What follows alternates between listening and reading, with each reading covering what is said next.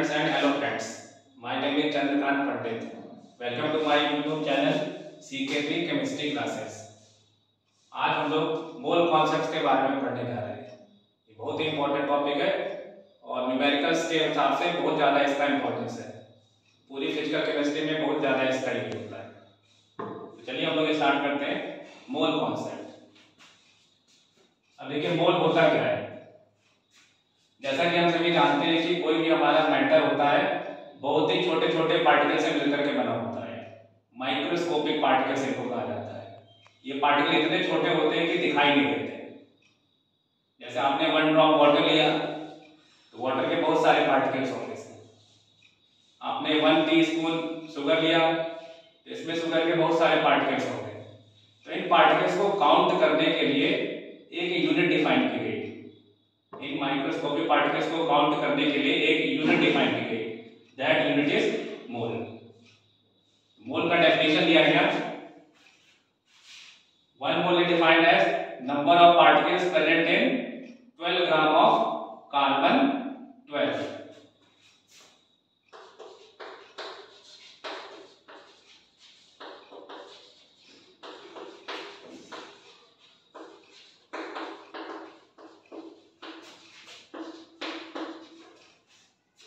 यानी 12 gram carbon 12 में जो नंबर ऑफ पार्टिकल्स होते हैं that is equal to 1 mole.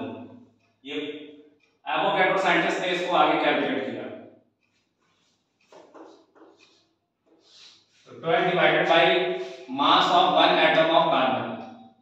Carbon के 1 एटम का जो मास होता है 1.9 into 10 to power minus 23 gram. So number of particles comes out to be 6.022 into 10 to power 23।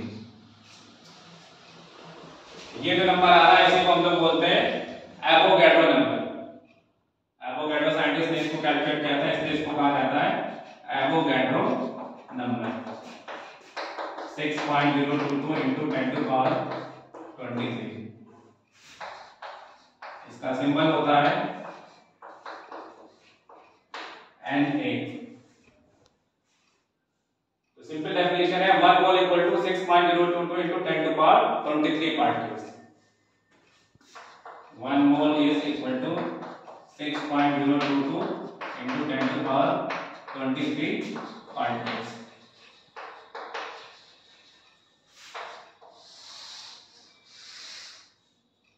जिस तरह से हम लोग जानते हैं कि 1 dozen equal to 12 items. 1 dozen equal to 12 items,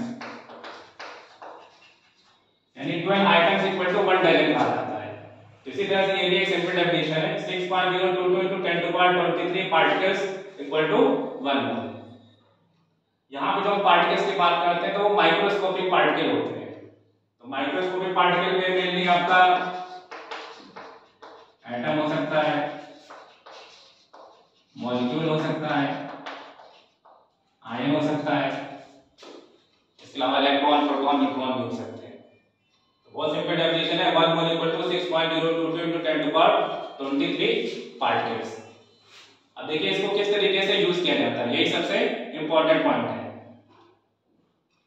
तो अगर हम एटम की बात करते हैं, जैसे पार्टिकल हमारा एटम है, तो हम देख सकते हैं 1 mole atom equal to 6.022 into 10 to power 23 atoms. अब कोई भी एटम हो, चाहे carbon atom, hydrogen atom, oxygen atom, कोई भी एटम, किसी भी एटम की हम लोग बात कर रहे हैं तो 1 मोल का मतलब 6.022 into 10 to power 23 एटम्स। जैसे कि हमने कहा 1 मोल कार्बन, 1 मोल कार्बन में कितने atoms 6.022 into 10 to power 23 atoms. अब इसी तरह से अगर मैं आपसे कहूं 3 मोल कार्बन में नंबर ऑफ एटम्स कितने, न्यूट्रल ऑपरेशन से आप बता सकते हैं 1 मोल में एवोगैड्रो एटम्स होते हैं तो 3 मोल्स में 3 into 6.022 into 10 to power 23 atoms. तो 1 मोल में एवोगैड्रो एटम्स है तो 3 मोल में 3 into 6.022 into 10 to power 23 atoms. अब इसी डेफिनेशन को आगे हम लोग मॉलिक्यूल्स के लिए भी यूज कर सकते हैं। Okay,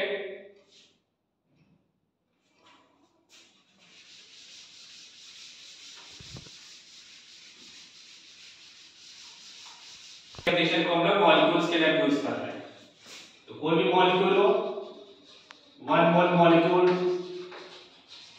is equal to 6.022 into 10 to power 23 molecules. For example हमने कहा 1 मोल CO2 मॉलिक्यूल। मॉलिक्यूल क्या होता है? Molecule is group of atom. तो 1 मोल CO2 equal to 6.022 into 10 to power 23 molecules। ऐसे को हम लोग ऐसे लिख सकते हैं Na molecules। 1 मोल का मतलब this number 6.022 into 10 to power 23। इसी को हम लोग एवोगाड्रो नंबर या एवोगाड्रो कांस्टेंट कहते हैं, represented by symbol capital N और सबस्क्रिप्ट में कैपिटल A बना दिया। तो फॉर एग्जांपल अगर मैं आपसे कहूं 3 मोल अमोनिया, तो कितने मॉलिक्यूल्स होंगे? हम जानते हैं किसी भी मॉलिक्यूल के 1 मोल में एवोगाड्रो मॉलिक्यूल्स होते हैं। तो 3 मोल में 3 into Na मॉलिक्यूल्स। इसी तरह से मैंने कहा 4.5 मोल NO2, तो 4.5 मोल NO2 में कितने मॉलिक्यूल्स? 4.5 into Na molecules. ठीक है, तो इसी तरीके से आप इसको यूज कर सकते हैं। अब आयंस के लिए भी हम लोग इसी तरह से बोल सकते हैं। जैसे कोई भी आयन की हम लोग बात करते हैं, 1 mole ion equal to 6.022 into 10 to power 23 ions. कोई भी आयन हो, चाहे कैटायन हो या फिर एनायन हो, 1 mole ion equal to 6.022 into 10 to power 23 ions. तो जैसे मैंने कहा 3 mole of potassium ion, 3 mole potassium ion में कितने आयंस? 3 into Avogadro number. इसी तरह से अगर मैंने कहा 3.4 मोल क्लोराइड आयन, कितने आयंस? 3.4 into Na ions. तो इसमें एक कॉमन पार्ट आप देख रहे हैं, 1 mole equal to this number 6.022 into 10 to power 23। तो 1 मोल एटम कहेंगे तो इतने नंबर ऑफ एटम्स हो जाएंगे, 1 मोल मॉलिक्यूल कहेंगे तो इतने नंबर ऑफ मॉलिक्यूल्स हो जाएंगे, 1 मोल आयन हम कहते हैं तो इतने नंबर ऑफ आयंस हो जाएंगे। इसी तरह फॉर एग्जांपल हम कहें 1 मोल पेंसिल्स, समझने के लिए 1 मोल पेंसिल्स, तो 1 मोल पेंसिल्स यानी कितने pencils? 6.022 into 10 to power 23 pencils.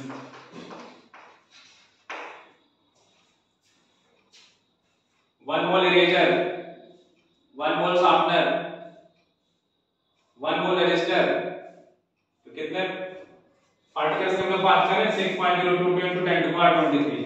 तो बिल्कुल सिंपल वे में कहने का मतलब है 1 मोल का मतलब दिस नंबर। जिस तरीके से 12 आइटम्स इक्वल टू आपका 1 डजन कहा जाता है, तो उसी तरह से सिंपल सी डेफिनेशन है 6.022 into 10 to power 23 particles equal to 1 mole. Okay,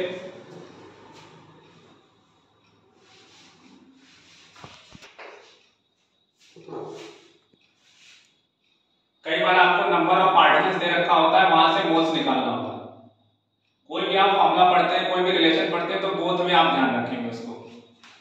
जैसे कि 1 dozen equal to 12 items, it means 1 item equal to 1/12 dozen. Similarly, 1 mole equal to Avogadro particles. It means 1 particle equal to 1 by Na moles. तो एक question अक्सर पूछा जाता है जिसमें कि नंबर ऑफ पार्टिकल्स आपको दे रखे होंगे और आपको मोल बताना है, तो आपको सिंपली एवोगाड्रो नंबर से डिवाइड करना होगा। तो आप ये फॉर्मूला लिख सकते हैं जब भी आपको नंबर ऑफ पार्टिकल्स गिवन है और आपसे पूछा जाए कि मोल्स निकालिए, number of particles divided by N. For example 3.011 into 10 to power 22 atoms of magnesium. अब इसमें आपको बताना है कि कितने मोल्स के बराबर है। तो नंबर ऑफ पार्टिकल्स आपको दे रखे हैं, तो आपको नंबर से आप डिवाइड करिए, तो you will get moles. 3.011 into 10 to power 22 divided by 6.022 into 10 to power 23. That comes out to be 1/20. इसी तरह से एक एग्जांपल और देख सकते हैं। सपोज आपको लिखा हुआ है 200 molecules of CO2, how many moles? Number of particles आपको दे रखे हैं, तो मोल्स निकालने के लिए एवोगाड्रो नंबर से डिवाइड करते हैं। तो moles is given by 200 upon NS। तो इस तरीके से आप इस फॉर्मूले को यूज कर सकते हैं। Okay,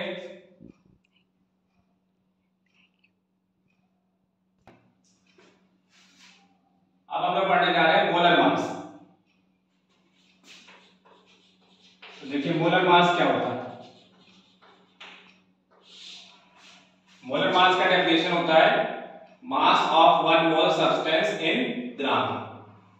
mass of one mole substance in ग्राम।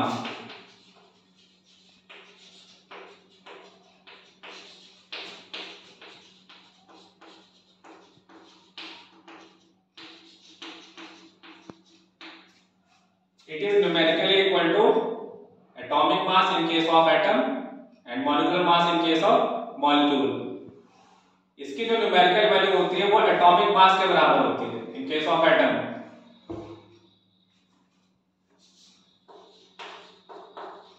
ये बहुत इंपॉर्टेंट पॉइंट है। It is numerical equal to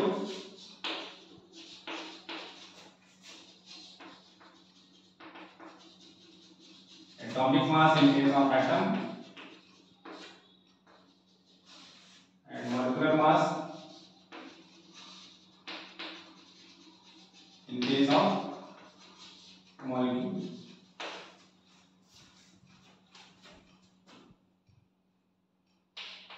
for example sodium. तो सोडियम एटम का एटॉमिक मास हम सभी जानते हैं 23 U होता है। तो इसकी जो न्यूमेरिकल वैल्यू है 23, इतने ग्राम इसका मोलर मास हो जाएगा।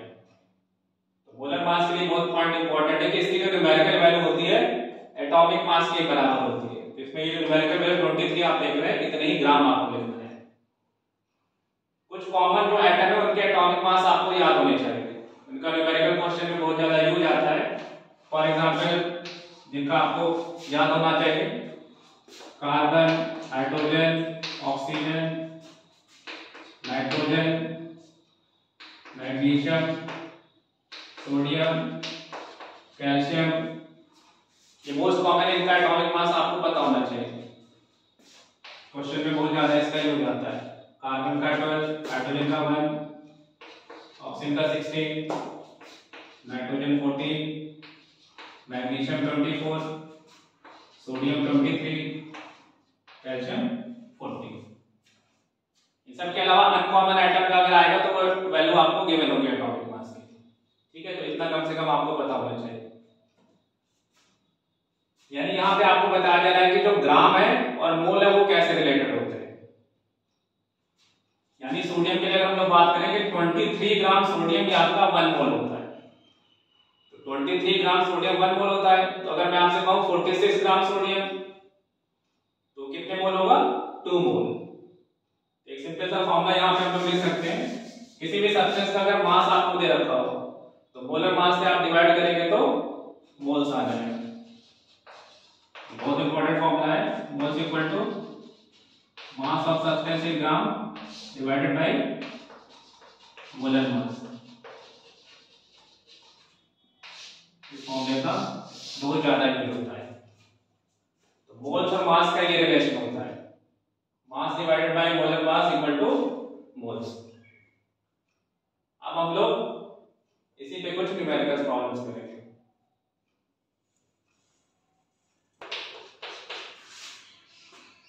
फॉर एग्जांपल 4.8 ग्राम मैग्नीशियम, इसमें आपको मोल्स निकालना है। जब भी हम फॉर्मूला पढ़ते हैं तो mass upon molar mass equal two moles, तो क्वेश्चन में क्या गिवन है ये पहले आप पढ़ लिया करो। मैग्नीशियम का मास दे रखा है और आपको मोल्स निकालना है, तो मास और मोलर मास, मोल्स वाला फॉर्मूला कौन सा होता है, mass upon molar mass equal two moles, इसी को यूज करना है आपने।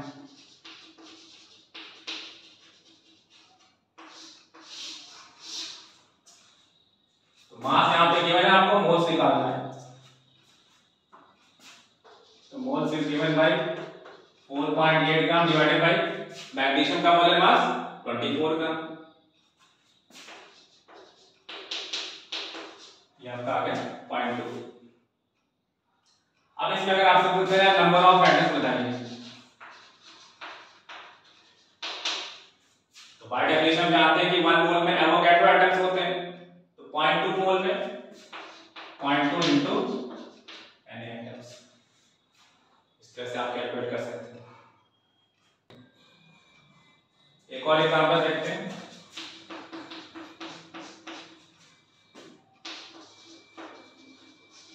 मिलीग्राम ऑफ ग्लूकोज, जैसे ही आपको गिवन है, इसमें आपको मोल्स निकालना है। ग्लूकोज का मोल का फॉर्मूला आपको पता होना चाहिए। ग्लूकोज का मोल का फॉर्मूला होता है C6H12O6। तो आपको ये क्वेश्चन दे रखा है कि 18 मिलीग्राम ऑफ ग्लूकोज, मोल्स निकालने के लिए अब यहां पे देखिए मास आपको ग्राम में नहीं दे रखा, मिलीग्राम में, तो पहले आप इसको ग्राम में कन्वर्ट करिए। तो 18 इंटू 10 टू पावर -3, तो 1000 से हमने डिवाइड कर दिया, तो इसको इस तरह से आप लिख सकते हैं 18 into 10 to power -3 upon glucose का मोलर मास। ग्लूकोज का मोलर मास जब आप कैलकुलेट करेंगे तो 6 इंटू कार्बन का 12 प्लस 12 इंटू हाइड्रोजन का 1 प्लस 6 इंटू O का 16, तो ये आपका आता है 180 mass upon molar mass. Moles यहाँ पे आ जाएगा 10 टू पावर -4। इसके बाद आप इसमें नंबर ऑफ मॉलिक्यूल्स निकाल सकते हैं, 10 टू पावर -4 इंटू Na। इसके बाद आप नंबर ऑफ एटम्स निकाल सकते हैं,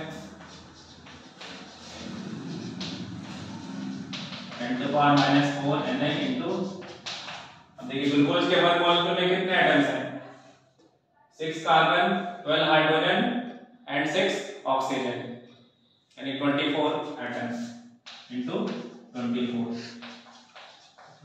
इंटू 10 टू पावर -4 Na। तो इस तरीके से हम लोग मोल्स कैलकुलेट कर सकते हैं। तो यहाँ पे दो फॉर्मूले का मैंने आपको यूज बताया, 1 mole equal to 6.022 into 10 to the power 23 particles and 1 mole is given by mass upon molar mass. Okay, thank you.